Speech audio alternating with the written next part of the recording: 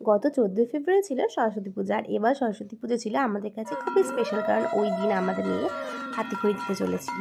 আর হাতেখড়ির জন্য ভালো করে আলপনা দিয়ে ঠাকুরকে সাজিয়ে খুব সুন্দর করে পুজোর আয়োজন করা হচ্ছিল। এই হচ্ছে আমার বাবা, যে আমাদের বাড়িতে পুজো করছে।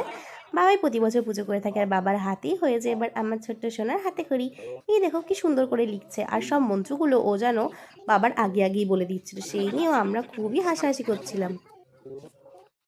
বেশ সুন্দর করে দাদানের হাত ধরে অ, আ, ক, খ আর ঠাকুরের মন্ত্র সব কিছু লিখেছিল, আর প্রচণ্ড এনজয় করছিল। তার সাথে উলু উলু, শাঁখ বাজানো, তাছাড়া কাশি বাজানো সব কিছুই মেয়ে আমাদের সাথে সাথে করেছে। ও খুব মজা পেয়েছে, প্রচণ্ড এনজয় করেছে সারাদিন ধরে।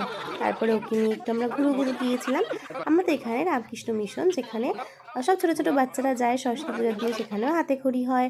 এখানে গিয়েও খুব এনজয় করেছে, এখানে অনেক ফুল ছিল, খুব সুন্দর অনেক বড় মাঠ, দেখো কীরকম নাচতে নাচতে যাচ্ছে, খুব আনন্দ করেছে ও।